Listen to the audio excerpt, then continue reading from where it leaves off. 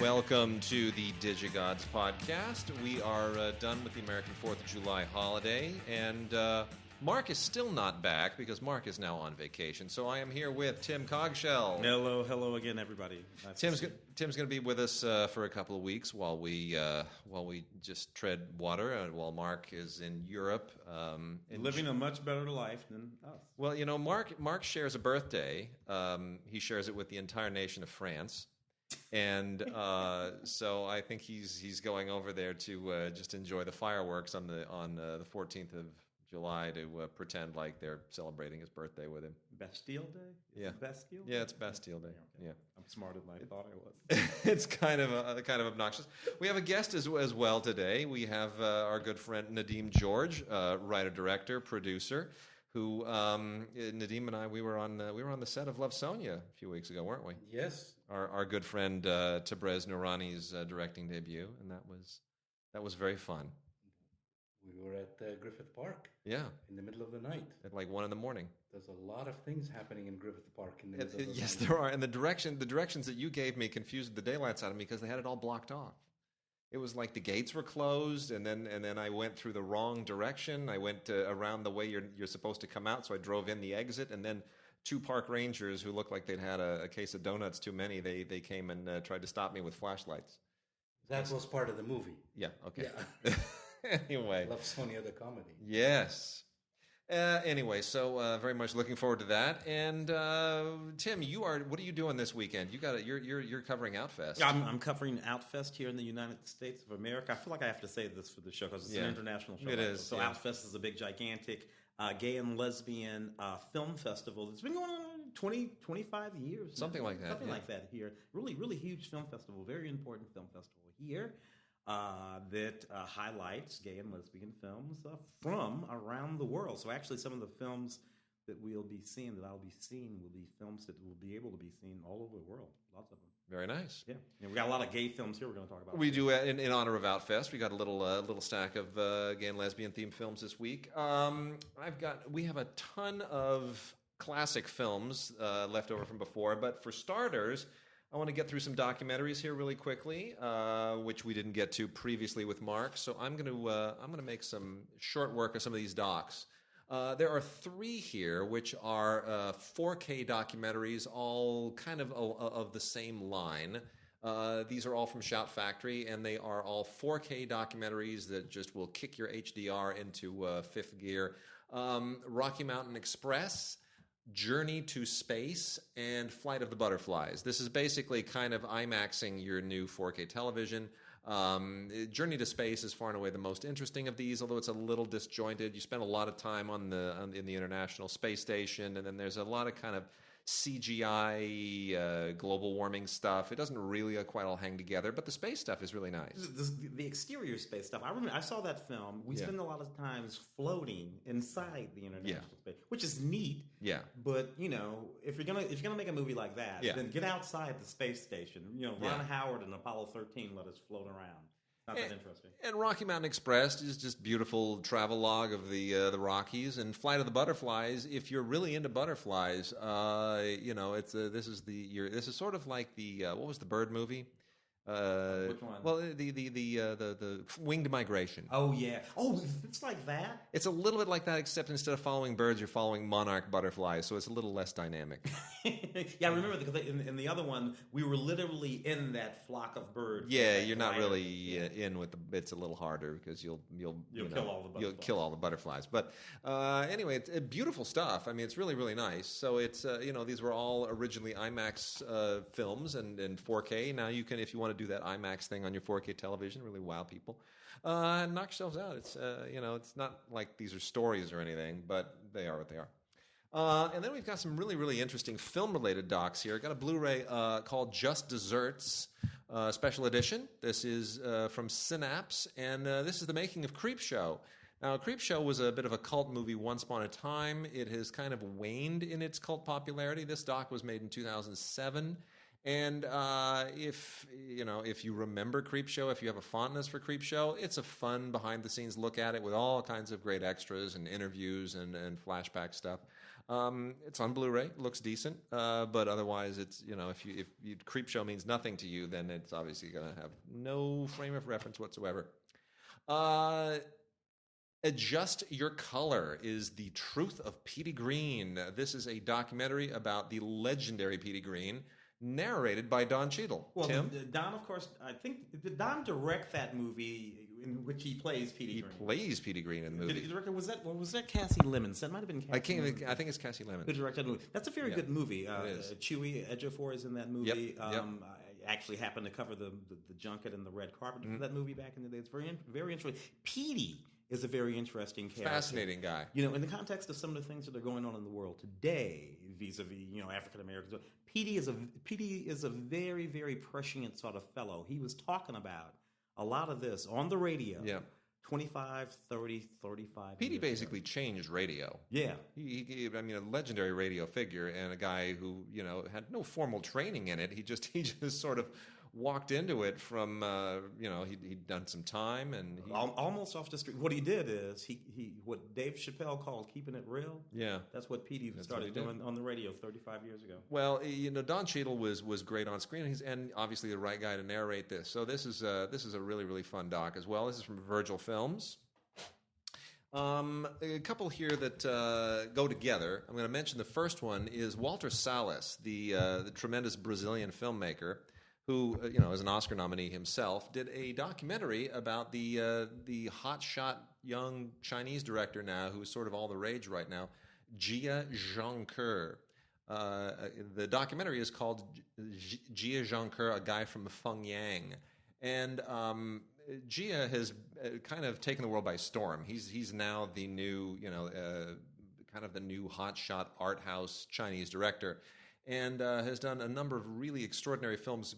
Mainly Platform was the first one that was a big deal. Still Life, and then the one that really, really caught everybody's attention recently, A Touch of Sin in 2013, which is this devastating look at violence in Chinese society in a number of different episodic vignettes. It's really an incredible film. Yeah, sort of interestingly sort of interconnected. And this violence sort of takes place in rural China as well as in the city. Everywhere. And it shows how the film is about how the violence is almost completely disconnected from anything. Anything can be happening, and the result, or at some moment in it, there will be some insane act of violence. It's very disturbing. It's really disturbing, which is why it's shocking that the Chinese censors even allowed it to be made. So anyway, if you want to know who this guy is behind all this stuff, and I have not been a fan of all of his films. I think some of them, The World in 2004 was not my favorite film, but he really is iconoclastic and incredibly creative. And Walter Salles, a no slouch himself, makes a wonderful, wonderful documentary about this incredible filmmaker and how he's kind of turning things around on the world stage.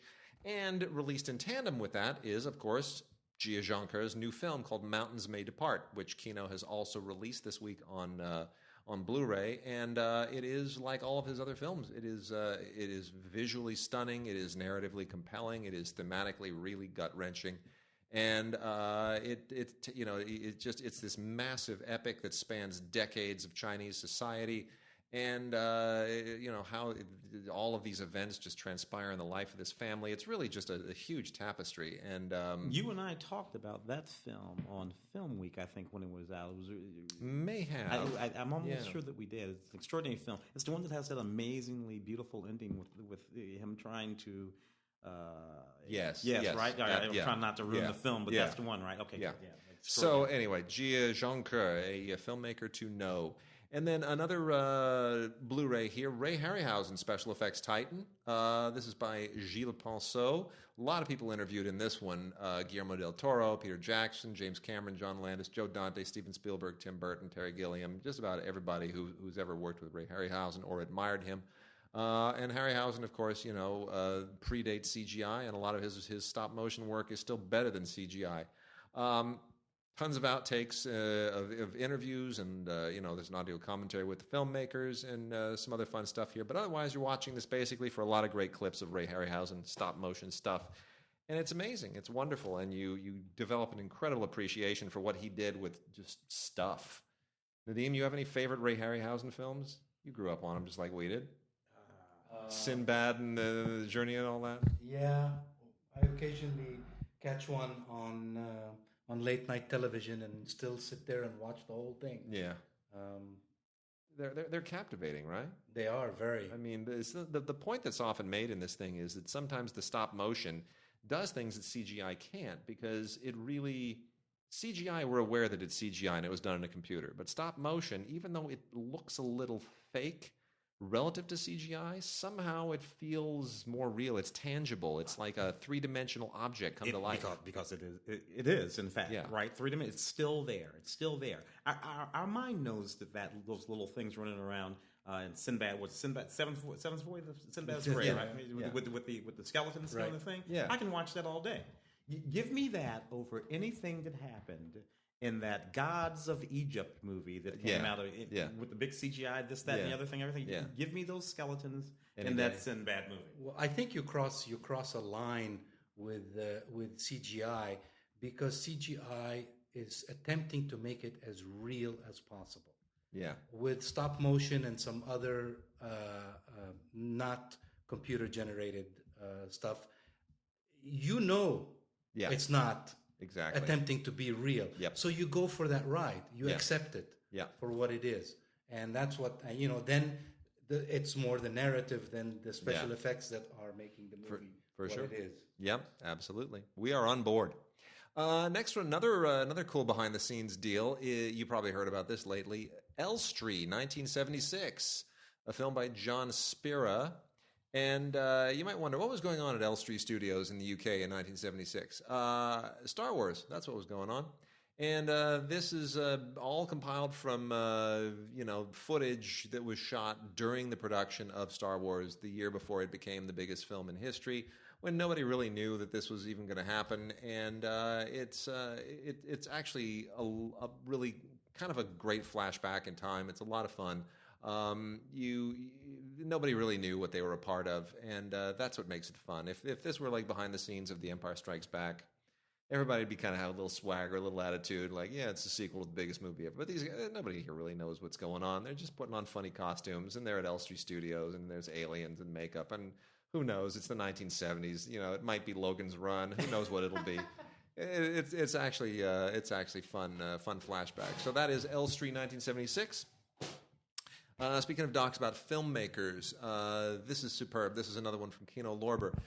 This film is from Samba Gajigo and Jason Silverman. It is called Sembene, the inspiring story of the father of African cinema, which is an absolute must-see. African cinema does not get enough attention, but Ousmane Sembene, who is the Senegalese filmmaker, basically self-taught, who invented modern African film, and the entire ethnographic approach to so many different cultures in Africa and many different countries.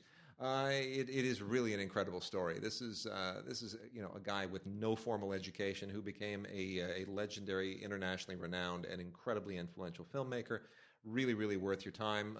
Definitely worth checking out. Has a bunch of great bonus features in here. Interviews and little backstory things. Really, really good stuff. And then while we're on the subject of non-American, non-Western filmmakers, we should mention that there was also the very sad passing in recent weeks. Abbas Kiarostami. Abbas Kiarostami, the first great director of the Iranian New Wave, and the first to depart. This documentary that I have in front of me here, Stardust Stricken from Facets, is about another one of the giants, Mohsen Makhmalbaf, a portrait of Mohsen Makhmalbaf. This is by Hushang Golmakani. And the story of Mohsen Makhmalbaf is interesting because he formed a Makhmalbaf house, which is for his family. His entire family, they're all filmmakers. His daughter has won awards as well. His wife's a filmmaker.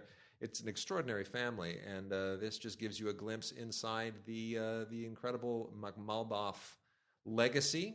and what makes his style and his particular films so remarkable, and why he and the Iranian New Wave are worth paying attention to. And then the last couple of docs here. No Home Movie, Chantal Akerman, another one who recently passed away. This is her final film, and this is from Icarus Home Video. It is basically a look at at her relationship with her own mother, who was a Holocaust survivor and who has actually appeared in many of her movies. And it is quite true to the title. It is no home movie. It is not like any other home movie you've ever seen. It is personal, and it is gut-wrenching, it is powerful, and it is deeply heartfelt, and it's quite a film to go out with. Chantal Akerman took her own life, and you can tell there's a lot of baggage in that family. So, and then last one here, Song of Lahore, which I absolutely loved. Did either of you see Song of Lahore? I did. Those Pakistani musicians. It's the Pakistani Buena Vista Social Club. Is it Wynton Marsalis? Is it Wynton or Branford? It's Wynton. It's Wynton Marsalis. Yeah, Wynton. Exquisite sequence in that film. All of these Pakistani musicians gathered there with Wynton Marsalis and all these sort of Western musicians. Now, these people don't speak English. And obviously, Wynton doesn't speak, what is it, Urdu? Urdu. But you know what he says to all of these musicians? Just get in the groove, baby. Just get in the groove. And you know what they do? They do. They got right in that groove. It's musicians, man. Yeah. It's a language all by itself. And it's essentially a form of music that they play, which is almost obsolete in Pakistan. It used to be the music that they would score to movies, But everything's changed there. And Western, there's a political issue in Pakistan where a more conservative government came in at a certain point. And suddenly there were no more Pakistani movies, and these guys were all out of work. And they're now trying to preserve their heritage and their musical tradition. And it's beautiful when they come to America. It's basically just like the Buena Vista Social Club trajectory. Yeah, so it ends up in a concert at Lincoln Center. It's fantastic. It's beautiful. That is Song of Lahore. So those are our docs this week. Tim, you got anything there on the Outfest front? Well, yeah, I do have several interesting little movies here. As I said at the beginning of the show, I'll be attending and doing a couple of panels at Outfest here, Big Gay and Lesbian Film Festival. Several of the films that we have here were once films that showed at Outfest. Yeah. Which I think is rather interesting in and of itself. One we have here. I'll let you say the name of the director, Wade. Yes, Tali Shalom Ezer. Wonderful little movie. I hope I didn't. Well, that's the reason why I let you do it. It's a neat little movie in any case. Androgyny. Is the thing with that one. These young women. It's a very seductive movie. These young lesbian girls, just filling out the fact that they are in fact gay and becoming gay. Special feature: the making of Princess. The name of the film is Princess. It's in Hebrew with subtitles. That's a pretty neat movie right there. We have a film called Those People. This would be one of the films, which was in fact an Outfest winner a year or two ago. Again, a very powerful film about that particular subject. This one was about a young Manhattan painter, an Upper East Side painter, who meets this other younger guy, and they're figuring out that they're gay. And it's a very interesting sort of storyline there. Like Cattle Towards the Glow, which is an absolutely beautiful title.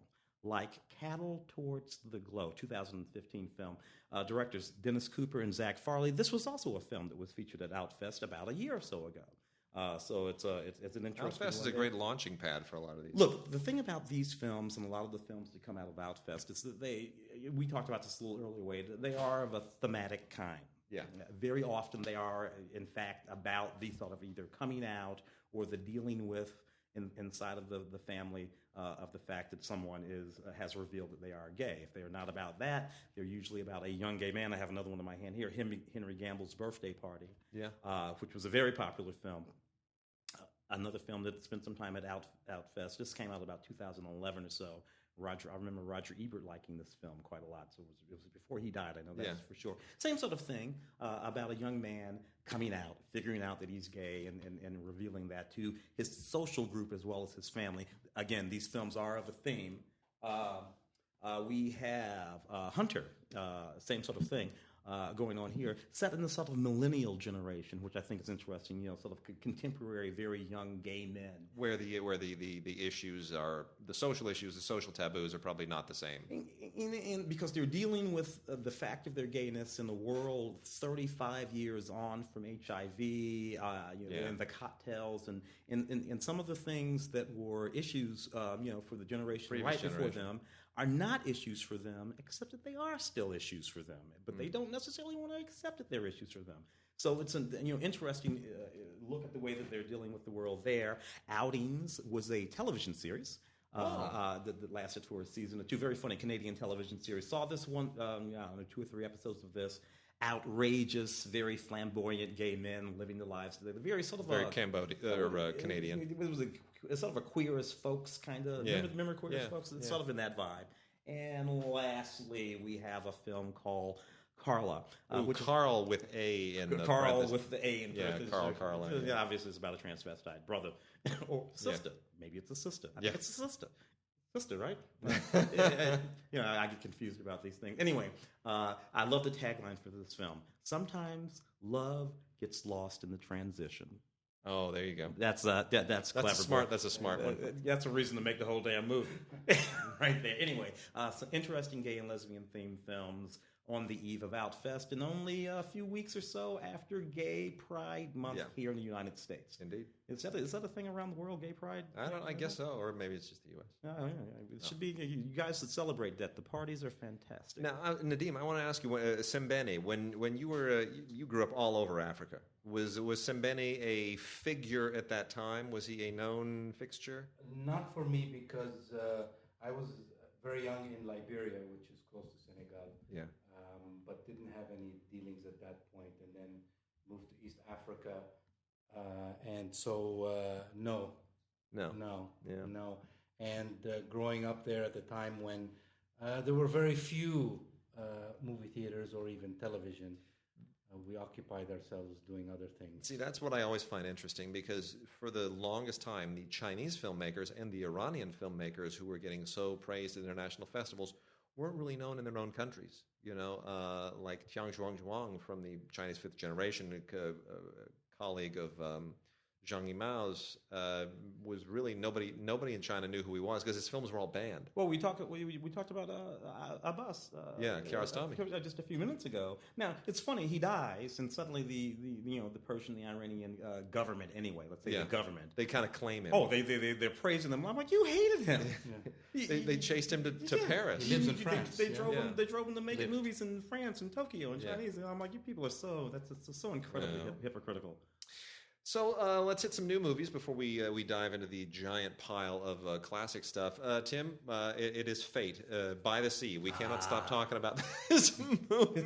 You and I are probably one of the only couple of film critics who first of all, really understood this movie. Well, it was funny. We were on Film Week. We covered this on Film Week together, and it was hilarious because before the show, and I'm trying to remember, get me right, you said that this was an Antonioni film wrapped in De Sica film. Yeah. And I said it was a Lelouch film wrapped in an Antonioni film. Which is correct, no matter how you cut it. Which is so nerdy and inside. Look, this is a good movie, for one thing. Angelina Jolie directing. Her second film, I think. Her second film. Or third film. Actually, third film, yeah. Yes, right, because she did the Croatian thing. That's right. The big movie with the war guy, the guy in World War II. thing. With her and Brad Pitt in this movie. It's a throwback. And I'm sorry, it's a very sophisticated piece of work. She's illustrating her own savviness. Sometimes she's playing Monica Vitti. Sometimes she's doing Sophia Loren. And I mean, she's doing them. Yeah, exactly. In these moments. I'm looking at this movie and I'm like, she's doing Monica Vitti from Love and Daughter. And she's just killing it. With the hat and everything, And I'm like, you know what? This is a very sophisticated woman. She's also incredibly brave, all right? We understand that Angelina had... what do they call it? Mastectomy? Double mastectomy. It's a very complicated situation that happened a few years ago. She does a full nude topless scene in this movie. Brave. Post reconstruction, obviously. Yeah.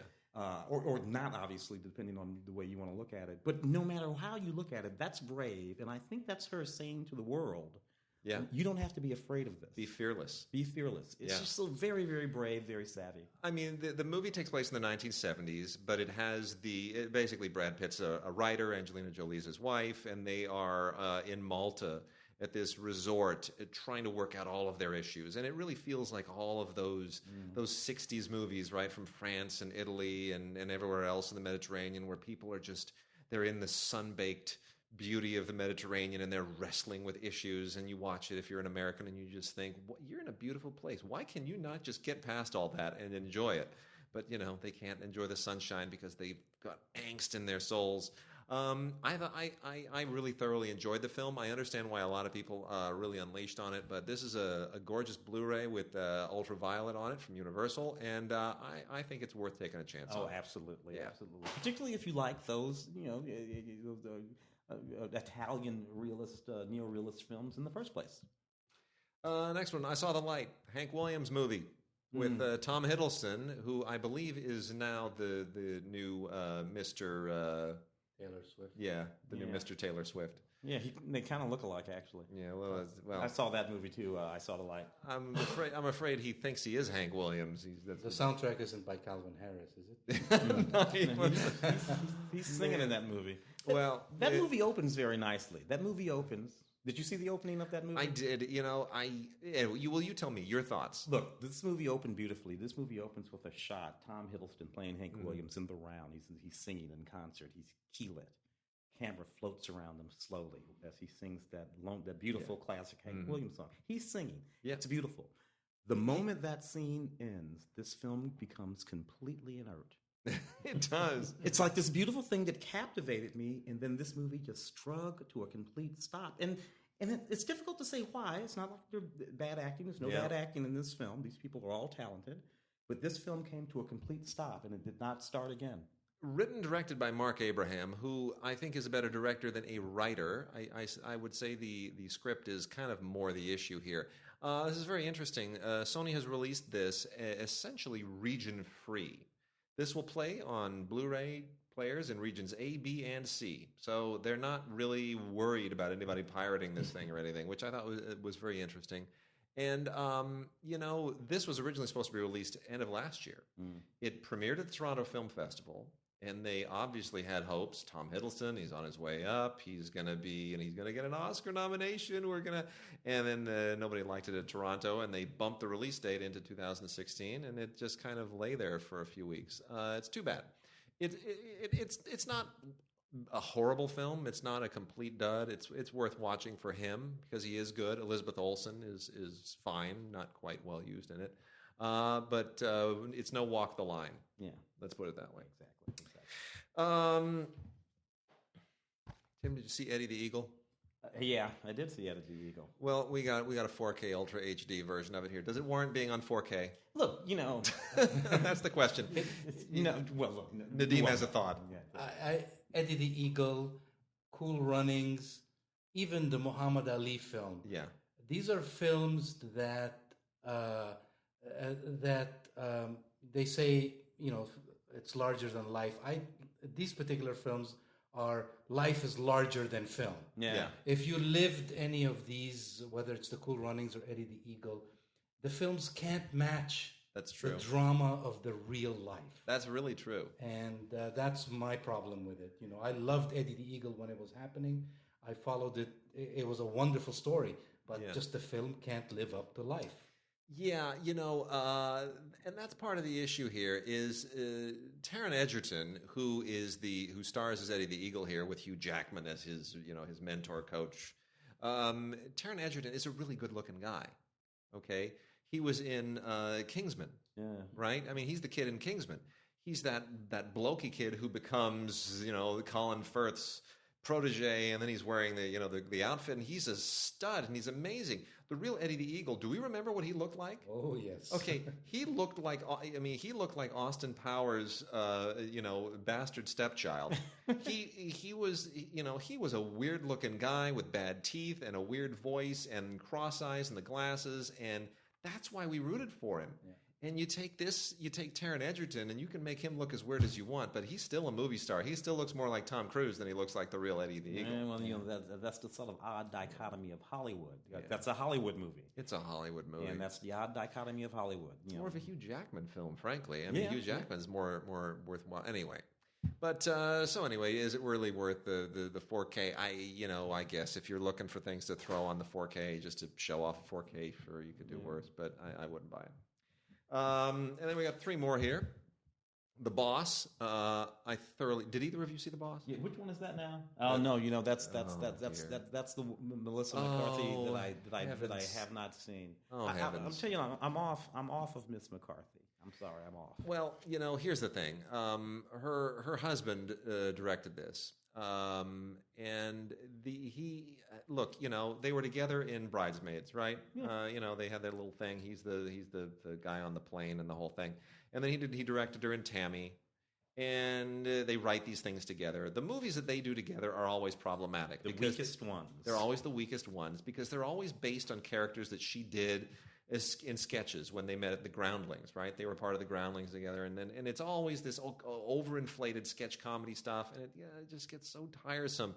And the idea of The Boss is rather silly. It's one of those rags to riches to rags to back to riches again things. She plays a troubled foster child who becomes the wealthiest woman in America, or the third wealthiest, whatever it is, and then she loses it all through an insider trading thing, and then she's got to move in with the young woman who used to work for her, played by Kristen Bell, and then she's got to learn her life lessons, and then she helps the Girl Scouts develop business acumen, and she's got to work her way up, and the Girl Scouts, of course, learn to be really ruthless, and there's a Girl Scout fight scene, like a street fight scene with Girl Scouts in slow motion.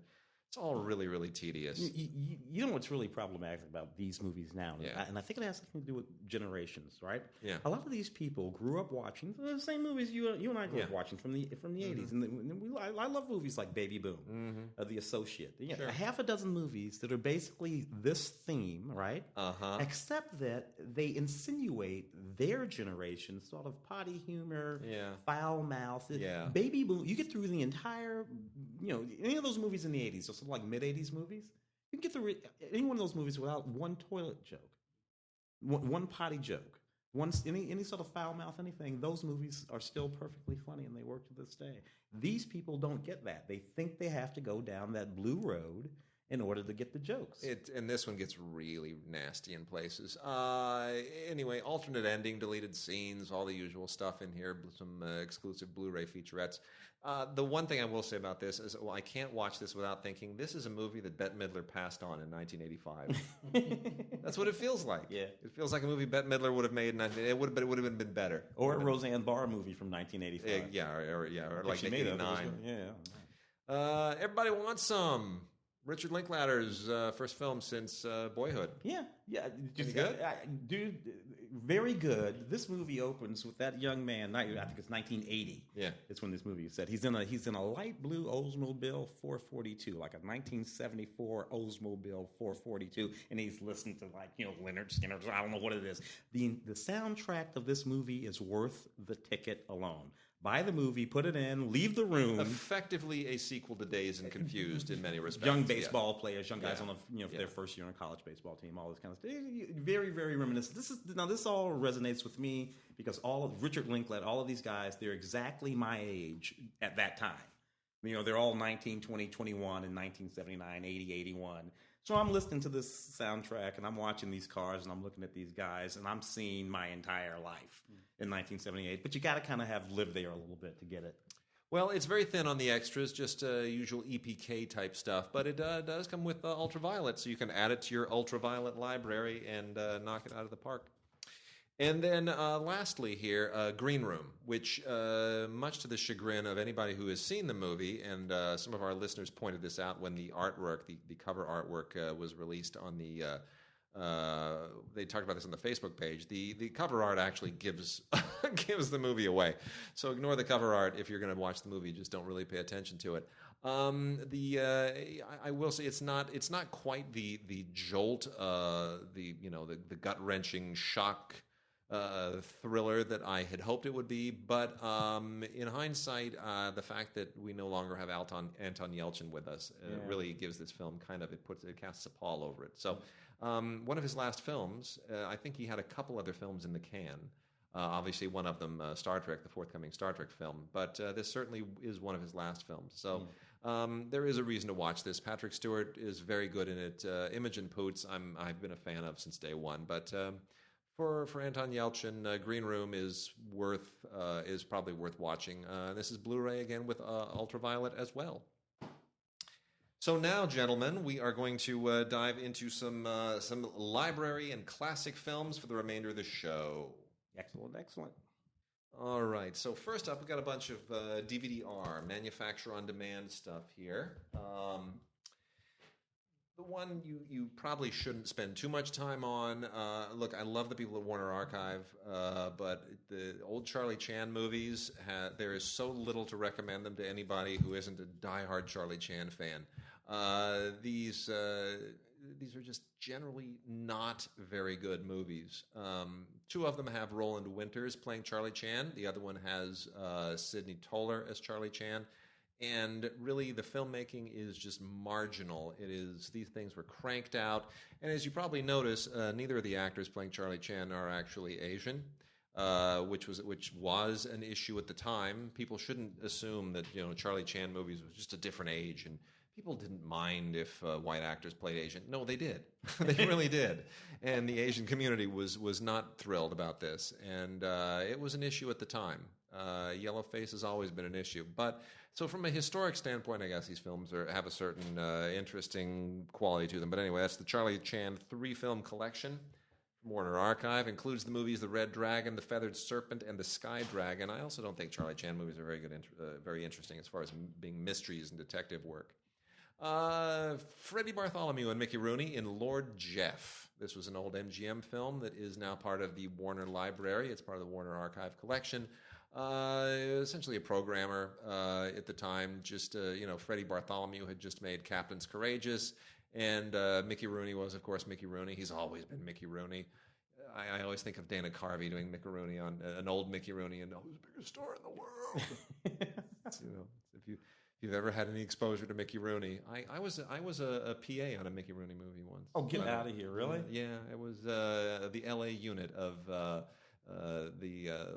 was the movie Legend of Wolf Mountain. Oh my gosh! Oh, good grief! I know Mickey. There was Johnny Grant. Mr. One of the Hollywood. I don't know what it was. It was some event, and Johnny Grant and Mickey Rooney was there. Mickey only died 5, 6, 7 years ago? Not that long ago. Yeah, not long ago. No, he was there, and he was 900 years old, and that lovely lady who was this 14th wife or whatever it was. Yeah.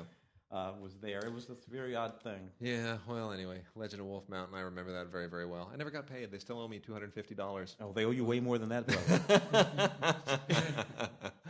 They do now. The DP actually had to take him to court. I remember that. The LA unit DP, he didn't get paid either, and he took him to court. Now, I remember thinking, $250, I guess I could take you to court too, but... Yeah, it makes a better story. It makes a better story. Anyway, one of these days... something will happen. Anyway.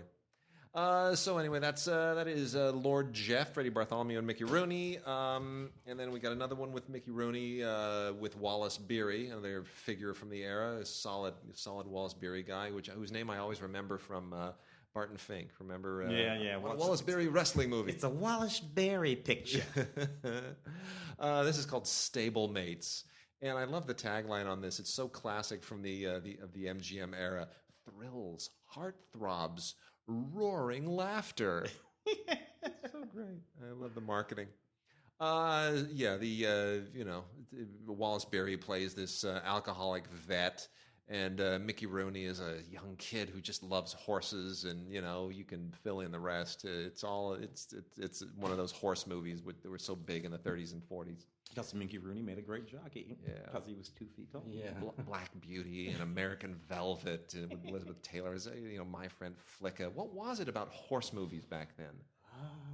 Horses. Yeah. America still so rural that everybody was into horses? You know what? You might have just hit on something. There you go. There you go. I'm a little out of this conversation. I've been growing up in Africa. I was chasing wildebeest while you guys were watching classic movies. And then from the 20th Century Fox Cinema Archives, Lauren Bacall and Robert Stack in The Gift of Love, which was an early CinemaScope classic, nice Technicolor CinemaScope production. Not a lot by as a movie. Jean Nicolesco directed this. It's okay. Not brilliant. Just a kind of a generic family melodrama. A woman who has a very short period of time to live. And then another wonderful CinemaScope film, a little bit better, Prince of Players, which has really no great stars in it other than Richard Burton. The young Richard Burton, along with Maggie McNamara and Raymond Massey, who'd long since expired. He used up his shelf life. Elizabeth Sellers. The one that kind of jumped out at me was John Derek, young John Derek, before he became before he was bowed, before he got bowed. Yeah, and before he was Joshua in the Ten Commandments. Indeed, and I would assume this was probably shortly after he was my father's student. Which is funny because I remember growing up on the Ten Commandments, and every time it would show up and they'd cut to, I don't know if you remember this, but DeMille never really outgrew. By the way, it's an okay film. It's better than the other one, but the thing about John Derek, and I'm going to tell this story, and I'm sure I've told it before, but when I grew up, and DeMille never really outgrew his silent phase. So he would still make his movies in a really kind of a cheesy silent era way. So in the Ten Commandments, most of which is shot on sound stages, very obviously.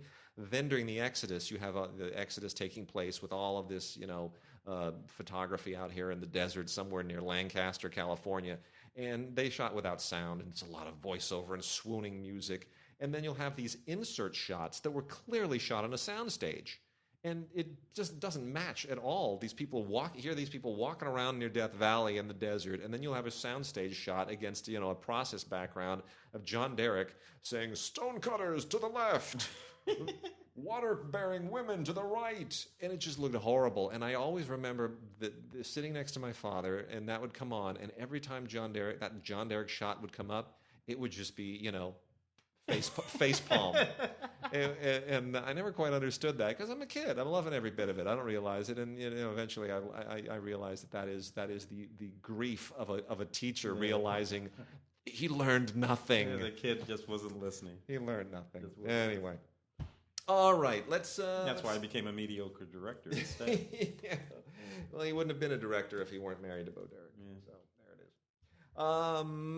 is. Let's move into I got a pile of Kino Lorber titles here that I should go through fairly quickly before we get to some of the goody stuff, the Criterion and whatnot. These are all from Kino Lorber's licensing deal with 20th and MGM and a few other companies. These are part of the Kino Lorber Studio Classics line. And these are all movies, basically, to sum up what this line is. Kino, quite wisely and very smartly, said, the studios, a lot of these, they're doing the same thing that Twilight Time and Olive are doing, that they said, a lot of the studios are doing nothing with their catalogs, and people want Blu-rays of classic movies, so damn it, we're going to go out there and give it to them. So here is your list of amazing Kino classics for this week, and some of them are really, really great. The Oxbow Incident with Henry Fonda. Amazing. Dana Andrews, Anthony Quinn, directed by William Wellman, who of course did the amazing All Quiet on the Western Front early on in the 1930s. This is a terrific Western. Great Western. Absolutely fantastic. Audio commentary by Dick Ullane and William Wellman Jr., son of the director, who will tell you all about why this movie is just such a great blast of Western testosterone. It is fantastic, The Oxbow Incident.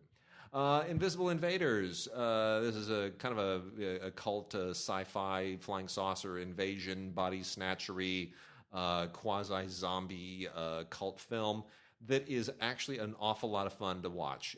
It's better than most of them from the era, 1959. John Agar, right? Yep, sure is. John Agar and Gene Byron and a bunch of other, John Carradine and later on in his career. This is actually an awful lot of fun. It is definitely one of those Cold War paranoia movies. Everything about the atomic age and fear of the Russians and fear of aliens. It's a lot of fun. Edmund O'Brien, another one of those gritty, tough guys who did a lot of noirs. Shield for Murder.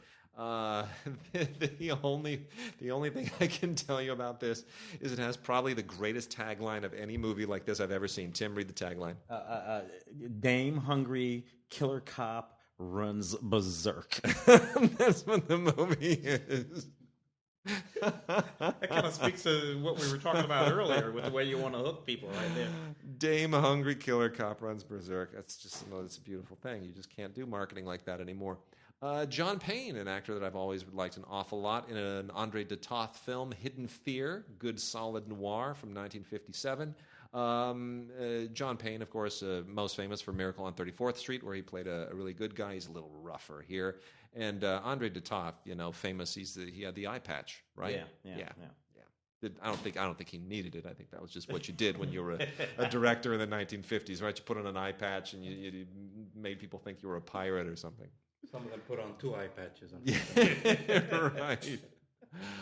John Payne also shows up in this interesting Phil Carlson-directed film from 1953 that has been newly remastered and features a great audio commentary from film historian Eddie Muller. It is called 99 River Street. John Payne along with Evelyn Keyes. And, it's basically a film noir in the classic film noir style. It's one of the minor noir of the era, but if you've seen Kansas City Confidential, same director, Phil Carlson, no slouch. He never really kind of made it to the top tier of noir directors, but he did do films like Kansas City Confidential, and this is maybe just a tiny notch below. And then the last two. My goodness, this is a weird, strangely terrible, and yet oddly compelling film. Anthony Schaefer's Absolution, starring Richard Burton from 1978, when Richard Burton was making nothing but compellingly horrible movies. Burton at this point, pretty much, he was just phoning it in, kind of like Brando at the same point in his career. And Anthony Schaefer directs this, not terribly well, but gosh, this is just one of those movies that is just Burton as a priest, and it's a mystery, and it's somehow a really bad overwrought drama, and it just it never really comes together. But you just can't take your eyes off Richard Burton. You just don't know what he's doing in this movie. And then lastly, from this Kino Lorber line is the 42nd anniversary edition. They couldn't do this 2 years ago. Wow, make it the 40th. The 42nd anniversary edition of the Taking of Pelham 123, film which was at least one of a handful of movies that inspired Reservoir Dogs. Yeah. And it's still great. The remake of it, I can't say I liked an awful lot. In the remake, it looked like Denzel was working his ass off. Yeah. And Travolta was collecting a paycheck. Yeah. Am I right? Yeah, Tony Scott. Yeah. The late Tony Scott. It just... Yeah. But it's exactly what it felt like. It's just like, wow, man, sometimes casting will ruin a movie if you can't get actors on the same page. Joe Sargent directed the original. It is still classic. It is still priceless. Walter Matthau, Robert Shaw, Martin Balsam, Hector Elizondo. Fantastic movie, 1974. Can improve. You just cannot improve on this. A great score from the era by David Shire. Really just a terrific movie. This comes just loaded with extras. An interview with David Shire, an interview with Hector Elizondo, who basically now just does Gary Marshall movies. Yeah. Interview with the editor, an audio commentary with Pat Healy, who is obviously an actor from the era as well. Film programmer Jim Healy, and then an animated montage of stills and posters. It's a lot of fun stuff. All right, on the Criterion front, Tim, what do we got? Well, you gave me a really, really great one here. You gave me Easy Rider. Dennis Hopper's film. Interesting. We think about Easy Rider, and because of the way it's made in a sort of very naturalistic way, that cinematography from Laszlo Kovacs, we think of it as this independent film. The subject matter, Dennis Hopper, Peter Fonda, these guys sort of writing the way they made it. They sort of wandered around the country, through the desert Southwest and down into New Orleans and all of that. Easy Rider is a studio film. Columbia. Imagine trying to make this film today. The way they gave them less than $1 million. Go make a movie. You're riding around. They're stoned out of their minds most of the time. Most of the stuff that you see in this film, that crazy psychedelic scene out in the desert with all they're stoned out of their minds, use most of the budget just buying drugs and. Yet they make this classic piece of cinema here, shot beautifully by Laszlo. All those beautiful lens flares, which is a thing that he sort of pioneers. This is a fantastic Blu-ray, restored high definition digital transfer, supervised by Laszlo. Master audio to 2.1, 5.1 stereo surround. Look, Dennis Hopper. People forget that his first film, Nicholas Ray's The Rebel Without a Cause. Yeah. I think he was 18, 19 years Something old. like that. Nicholas Ray's third or so film that he had made. He had made They Live by Night, I think, before. And you're pioneering director Nicholas Ray. Yeah. The first helicopter shot in the film, all that. Dennis Hopper was lifelong films with Nicholas Ray. Helped him out in his later career much later. You can see the influence of Nicholas Ray. That's in this fascinating. movie. Yeah. Nicholas Ray was another one that started wearing that eye patch later in his career. It's weird. But you can see the influence of Nicholas Ray in this film, Easy Rider. I think it's quite fascinating. Well, that is Easy Rider getting the Criterion treatment, which is long overdue. So rock on with that. You know what else gets the Criterion Blu-ray treatment this week? Carnival of Souls, which is a central part of the documentary that I will always and forever plug on this show, Schlock, The Secret History of American Movies, that I made with Ray Greene over a decade ago. Carnival of Souls is a really pivotal exploitation film because Herc Harvey, who directed it, basically was just doing industrials. This is a guy who was out in the middle of the Midwest. He had no exposure to Hollywood. And this basically was a bet. He made a bet with somebody and made this movie as a result of the bet, shot it all over, Nevada, Utah, and some other desolate places. And it's essentially about a woman, a church organist, who survives an accident and then gets a new job as a church organist in an adjacent city and is haunted by ghosts because she should have died, and they are trying to pull her back. And Harvey himself has a cameo as the ghost who is who spins around in the chair when she's in the office in this one scene, which still makes my skin crawl talking about it. I just love this movie. It is so beautiful. The soundtrack is so bizarre and creepy. And this was made in 1962, same year as Lawrence of Arabia and a lot of other fine films. It was a complete exploitation film. It went completely below the radar and then captured everybody's attention in subsequent years.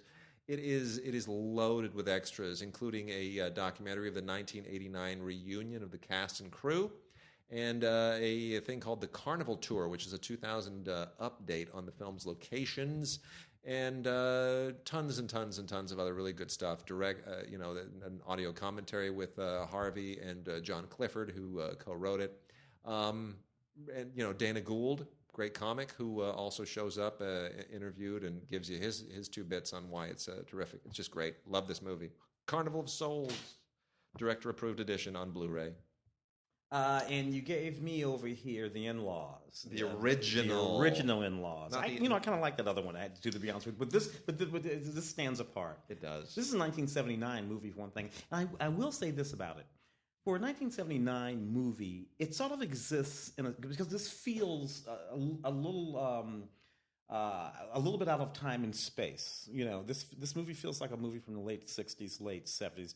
It's insanely funny. Arthur Hiller film.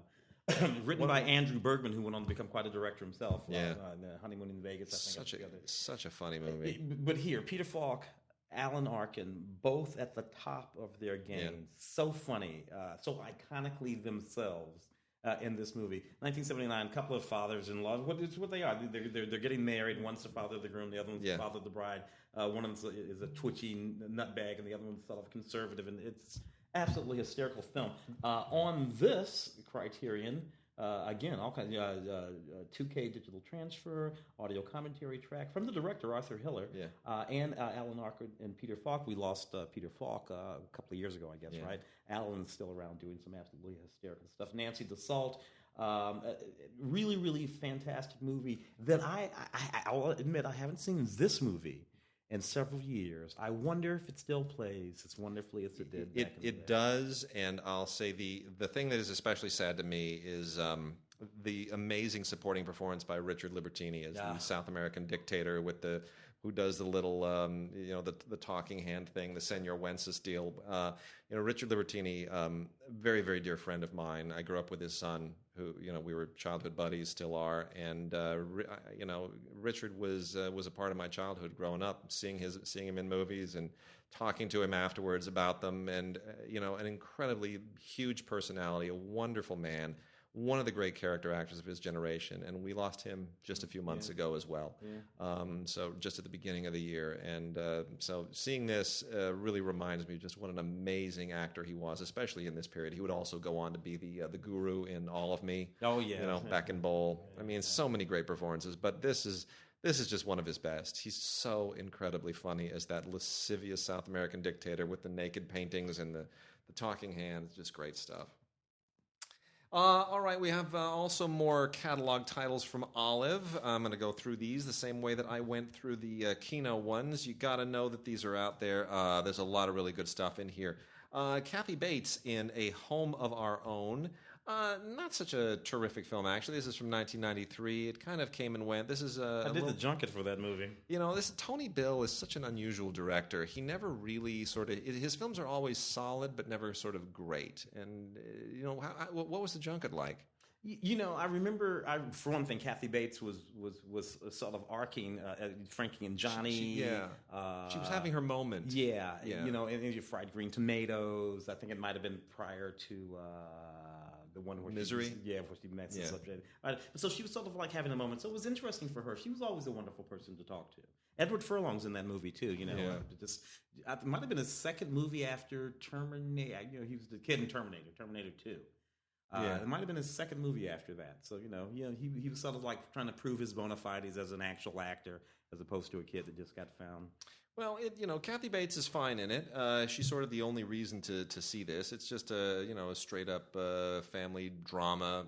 She's a mother and widow, and just trying to sort of make her life and her family work. And Tony Bill, usually a good guy with actresses, and it's solid. It's just nothing remarkable. Stagecoach. This is really a weird kind of thing. This is Johnny Cash and Willie Nelson and Chris Christopherson, along with John Schneider. Is it a remake? It is kind of a remake. It's a semi-remake. The 39 film, the John Ford classic from 1939 that sort of introduced John Wayne in grand form, and which also featured John Carradine, among many others. That was remade in 1966, and this kind of riffs on both of them. Doesn't do a very good job. It kind of tries to be interesting by adding Doc Holliday to the mix. Yeah. We got a little OK Corral wink and a nod here. It's okay. It's a little bit of a weird kind of anachronistic thing. Richard Harris is terrific in The Return of a Man Called Horse. Wow. Yeah. Man Called Horse, kind of the original white guy goes native movie. Exactly. Out there with the Indians and stuff. Yeah, this whole thing. And it was so well received that they had him go native all over again. 1976 is a little bit late for this kind of a Western, but you know what? Let's put it this way. This did well enough in 1976 that its director, Irvin Kershner, got a little call from George Lucas a few years later and said, would you like to do a thing called Empire Strikes Back? And Irvin Kershner said, sure, why not? And he did a hell of a job. Still the best Star Wars movie ever. So that's Return of a Man Called Horse, which is a lot of fun. David Wolper's production of If It's Tuesday, This Must Be Belgium, which was made in 1969 and absolutely feels like it. This is, directed by Mel Stewart, who's really, really, really fun director, but man, does this really just absolutely feel like a wacky, strange movie from the late 60s. It meant to have that sort of, what is it, was it Catch-22? Alan Arkin and all this. It meant to have that sort of thing, but it just didn't, You know what? The problem is there are a ton of these movies from the late 60s that are all about basically Austin Powers-y kinds of guys. Some of them are spies, some of them aren't, usually played by Peter Sellers. In this case, it's played by Ian McShane, who just cannot get enough of women. They just chase women around the whole time, and you have a lot of actresses who are wearing miniskirts and stewardess outfits, and at the end of the movie, somebody winks in the camera, and there's a little twinkle, and then you're supposed to... I mean, there literally are like 20 or 30 of these movies. Yeah, you can't do anything in a movie today. Did you get any of those in Africa? No. Didn't get any of these in Africa? We got Benny Hill. Oh, see, now there you Yeah. go. Isn't that funny? Benny Hill is the universal language. I know. Fantastic. So if it's Tuesday, it must be Belgium. Another one that is similar in that regard, I'll take Sweden with Bob Hope and Tuesday Weld, along with Frankie Avalon and Dina Merrill. If blondes have more fun, then Sweden's got to be the funniest place on earth. Yeah.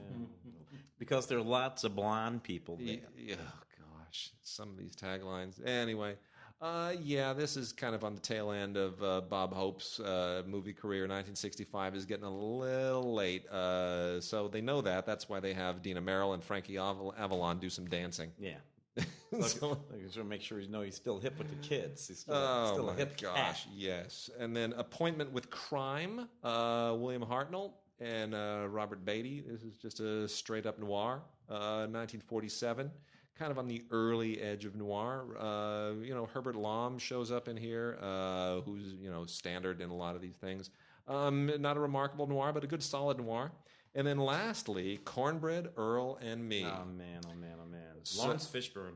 Yeah. How old was he? He couldn't have been more than 14, 15 years old. Had to be like 14 because Apocalypse Now, he was 15. Okay, so if he's 15 in Apocalypse Now, he's like 10 in here. Then, Yeah. 10 or 11. Yeah. This is from 1974. Really, really hugely influential film. I mean, Tim, you had to have seen this when you were young. I saw that movie when it came out. My Yeah. father took me to see that movie. Yeah. That's how influential that film is. But it's not a blaxploitation No, film. no way. It's from the era, but it's a straight up drama. Yeah, it's a drama set in the community, but there it is, a drama set in the community. Lawrence Fishburne could always act. He could always act. Yeah. His entire life, he was just a thespian. He's one of those guys. Yeah, well, anyway, it's a really, really good film with some great performances. Moses Gunn is just magnificent in this movie. That's the thing I always remember, Moses Gunn in particular. Just a wonderful, wonderful presence. And Lawrence Fishburne, who is here referred to as Lawrence Fishburne III in the credits. 1975. That'd be about, Apocalypse Now was 79. 79. So he'd have to be about 10 there. Yeah. About 10 years old, just a kid. And of course, Antonio Fargas just brings it every time he shows up in a movie, and he was making Starsky and Hutch at that time, yeah. So he was Huggy Bear on TV, and he's wonderful in this. So Jamal Wilkes, the great forward for the Lakers, that great shooting forward, in this movie. It's don't get me started. It's a fantastic film. All right, let's go into some other interesting Warner Blu-ray titles. Tim, share with us the. I've got Victor Victoria over here, Julie Andrews and James Garner and Robert Preston. The thing that I love about this movie, when it came out, this would have been what, the late 70s or early 80s? 80. Oh, what was this? 80. Blake Edwards, something like late Blake Edwards, like movie. 82, 83, something like that. And there's this. Obviously, you have a whole sort of transvestite. I guess they call them transvestite. It's around the same time as E.T. It was around all that stuff. So this is a Robert Preston film. Robert Preston, who still has a sort of classic era to him as an actor, sort of performing in this movie, and Julie Andrews, who could still sing like a bird. This was before she had that throat surgery that took her out of singing for several years. Absolutely fantastic. And of course, you can't go wrong with Rockford. Rockford is in the movies. Anything on these, Wade? No, nothing. You got a feature-length audio commentary from Julie Andrews and Blake Edwards. Yeah, which is actually kind of nice. I appreciate. That's the one. That's the one that has been around forever. That's a previously recorded one. That was because Blake Edwards is no longer with us. Yeah. And then others from the Warner line this week. It's interesting. The way they've split this up. We've got a couple that are from Warner Archive, the manufacturer on demand Blu-ray releases, and then a couple that are not, and they're all John Wayne movies. And I would love for somebody at Warner, if they're listening, to kind of explain to me what the rationale is for, because the two best films here, far and away, they were Expendable and She Wore a Yellow Ribbon. Those are part of the Warner Archive release, which I would have expected would have gotten a big, screaming fanfare release to the world. These are two amazing, remarkable John Ford films, John Ford and John Wayne collaborations. I mean, these are legendary. She Wore a Yellow Ribbon is just magnificent. It's one of, it's part of the Cavalry trilogy along with Fort Apache and Rio Grande. And it's one of the great performances of John Wayne on film. And they were Expendable, one of the great John Wayne war movies. I mean, Robert Montgomery and Donna Reed. And then the other two that get the more, the usual regular Blu-ray treatment, McHugh with John Wayne. I remember that movie, dude. What year was that again? 1974. 1974. Yeah, same as Cornbread, Earl and my dad took me through that movie too. See, and he's trying to be Dirty Harry here, except he's too old. John Sturges is trying to be the guy who directed the Dirty Dozen again, but he's too old. It's just McHugh is fine. It's a great movie for John Wayne, big fans, but he's not. He's not Mr. Cogburn. Yeah, or even McClintock. Was it McClintock? McClintock. Yeah. He's not Clint Eastwood, which is what he's trying to be at this time. He's trying to keep his career going.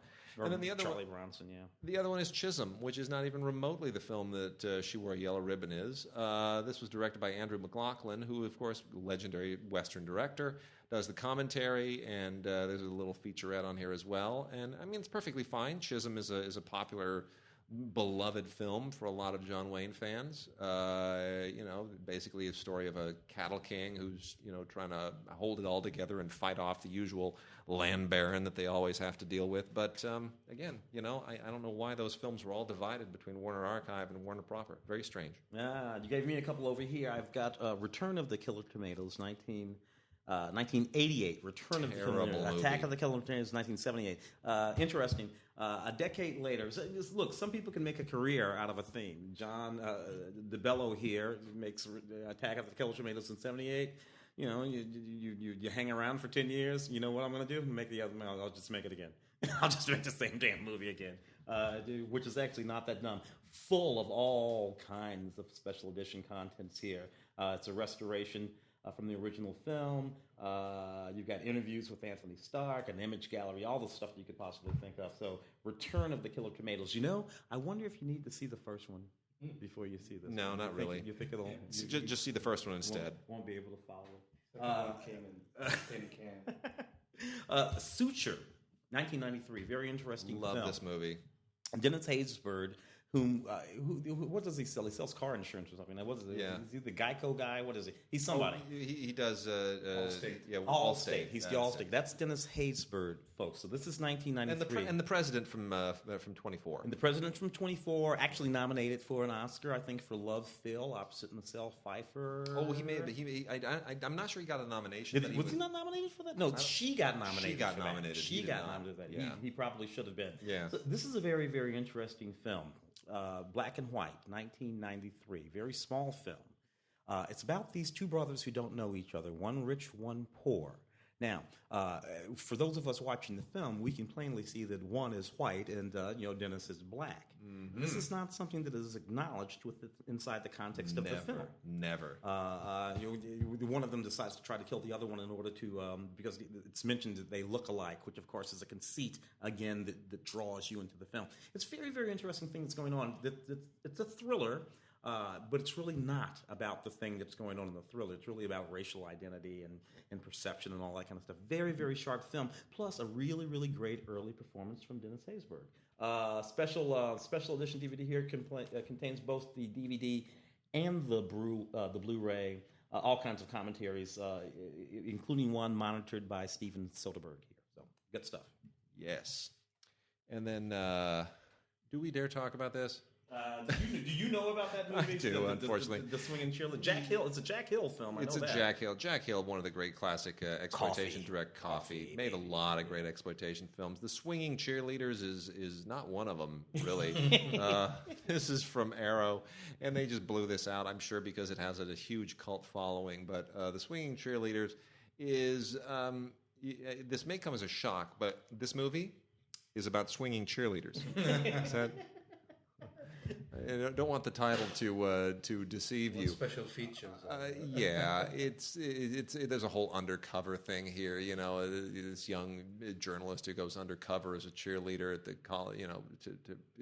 It's one of those you can't make. You can't make this. Yeah, you cannot do this. You can't. The only drive you out of the country. The only reason this is out is because Quentin Tarantino loves this, and they resurrected this film for the Tarantino Film Fest some years ago. And it's just really campy and silly, and it's about boobies. It's all about that's boobies. all it is. Yeah, boobies. It even includes a reversible sleeve featuring the original artwork So if that's a real lure to you, anyway, an audio commentary with Jack Hill, which was exclusively recorded for this release. And we're talking crap, but I'm a big fan of Jack Hill. You know what? Listening to Jack Hill is actually better than watching the movie. I'll tell you, it really is. He knows his stuff. And all right, and then let's. So I'm going to wrap out here with the latest Twilight Time releases, which are rather amazing. There's a lot of incredible stuff here, and it just always amazes me that the studios let these things go. The first one is Inserts with Richard Dreyfuss, which is a complete and total cult film from the early '70s, just before Jaws, which people have forgotten about. Have you guys seen Inserts? Not in ever? Years. Not in years. This is such an interesting movie. It's kind of in that, there were a lot. The fact that porn was becoming kind of a mainstream thing in the early '70s. They talk about it a little bit in Boogie Nights. There was this idea by a few guys that you could do something. And porn is becoming kind of a thing, right, in the early '70s. And so you get movies like Hardcore with like Kansas. Yeah, Sissy Spacek. Where they're sort of wrestling with this and how society is going to absorb this. And Dreyfuss basically plays a guy who's reduced to making porn films. And, he never leaves the house, and along comes Bob Hoskins with his girlfriend who wants to be an actress, and it gets real creepy. I forgot Bob Hoskins was in that movie. Bob Hoskins? Yeah. It's creepy. Behind the Green Door, I think, pushed a lot of that from it did. That sure did. Al Pacino in one of his best ever performances, The Panic in Needle Park. Yeah.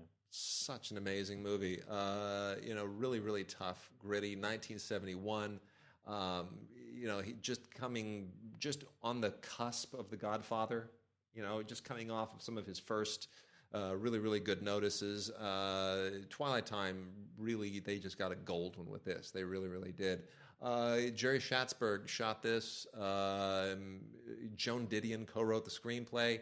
And it's just, it is an absolutely wonderful look. I mean, I shouldn't even say wonderful. It is a gritty, but yet somehow affecting look at addiction and love. It had that sort of sense of verite that those films, Midnight Cowboy.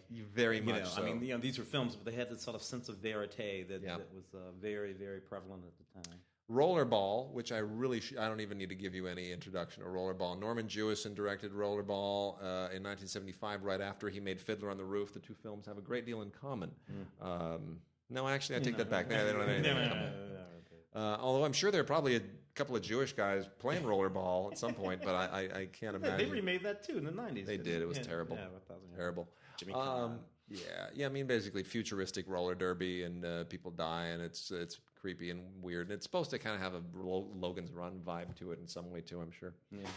Or like Future World and Westworld. Wasn't that the early '70s were loaded with the future is going to be horrible and scary movies? And they got a Westworld HBO series that's queued up for the fall. Believe it or not, all of that stuff it's coming back around. It's coming back. Soylent Green. Yeah, makes me hungry. You know what it is? What? It's people. Did you get that in Africa? Yes. You did. Okay. Soylent Green was we people. made Soylent Green. Oh, that's brilliant. And then we've got The Hound of the Baskervilles, which is one of a half dozen times that this thing has been made for the movies. This is the one with Peter Cushing and Christopher Lee, and it's pretty great. This was a Hammer production. From 1959, I think this was. Anyway, this is a really, really great Hammer production. Who's your favorite Sherlock? Mine's his name was Jeremy something. He was a heroin actor. He had that series that Sherlock. He played Sherlock in that series. Probably late 90s or so. What was his name? You know what I'm talking about. Yeah, right? well, you're I'm drawing. It's drawing my brain too. You're talking about the Sherlock Holmes stuff, the British stuff. The British stuff, which why am I drawing a blank on his name? Me too, but he's so. Well, that's the actor who played Freddie Einsford Hill in My Fair Lady. Exactly. And went on to play Sherlock Holmes rather amazingly when he aged into it a little bit. Fortunately, he was actually a drug addict took it a little too seriously. Yeah. And then the Member of the Wedding. This is another Twilight Time title from the Columbia Library. This thing is loaded. This is from 1952. A Stanley Kramer film that is produced by Stanley Kramer and directed by Fred Zinnemann. and both giants of their era, and really an unusually much more restrained film for Zinnemann, who's already very restrained. Did things, obviously Zinnemann did Man for All Seasons and High Noon, and Kramer as a producer was responsible for Judgment at Nuremberg and Exodus and a lot of other films that were really, really overwrought and very messagey and preachy. This is an interesting combination of the two of them. This is a beautiful, restrained, poetic story. Really, really, really, really very sensitive. Based on a Carson McCullers play, which was adapted from her own novel, and it stars Julie Harris as this tomboy who is, just sort of trying to make do in, with life and challenges in life, and it's actually really quite beautiful. Terrific Alex North score that was, is you can get as an isolated track on this. Jeremy Brett, thank you. Jeremy Brett. That took a minute, but whatever. Freddie Eynsford Hill on in My Fair Lady, and then becomes Sherlock Holmes. And then the last one here is Romeo is Bleeding. Have either of you seen Romeo is Bleeding? Yeah, are you kidding me? Lena Olin, we're talking Gary Oldman. Gary Oldman, man, that was a completely wild movie. Now, Nadim, do you remember? You would have known some of the connective tissue with this to me. Do you know how this film connects to me and to my wife? No. You don't. You don't know this story. No. Tim, do you know this story? You probably have told me. Okay, so I'm going to, it's not directly connected to the film. It's connected to a different film, but through a different film. But I will fill you in a moment. In any case, Peter Medak directed this. Peter Medak, of course, who did Love at First Bite, Let Him Have It, a lot of other amazing films, really extraordinary career. I love Peter Medak as a director, really eclectic director. This is from 1993. And it is a noir that features probably the most terrifying femme fatale in noir history. Gary Oldman is essentially an impotent male lead in this. Lena Olin is a villainous psychopath who does things to herself that are so sadistic and horrifying just so that she can get away with anything. It will blow your mind. She would make the Terminator T-1000 run the other way. That's how scary Lena Olin is in this movie. She is absolutely wonderful. She's just off the chart crazy. As I look at I saw this movie in '93. I think I did the junket for this movie. Yeah. But I'm looking at these names. Tony Sciarrocco. People will know him from The Sopranos. Yeah. You got Annabella Sciorra in this movie. You got James Cromwell in this movie. You got Michael Wincott in this movie. These are all names people listening will know. For sure. You got Will Patton in this movie. I'm working my way up from the bottom of the cast list here to Juliette Lewis in this movie, Lena Olin and Gary. So these are the people that were way down the bill in this movie. Okay, so here's the deal. The characters are named Jack and Mona. My wife was the post-production accountant on the film Murder in the First. Oh yeah. Okay, Murder in the First with Kevin Bacon as the guy sentenced to death and the whole thing. In Murder in the First, there are a couple of canaries. There are a couple of birds in a cage in the movie.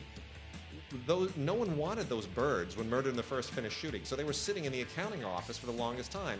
And my wife inherited them at the time, before she was my wife, and named them Jack and Mona after these characters. So for many years while we were dating, I was exposed to Jack and Mona, the birds, who were eventually eaten by her dog.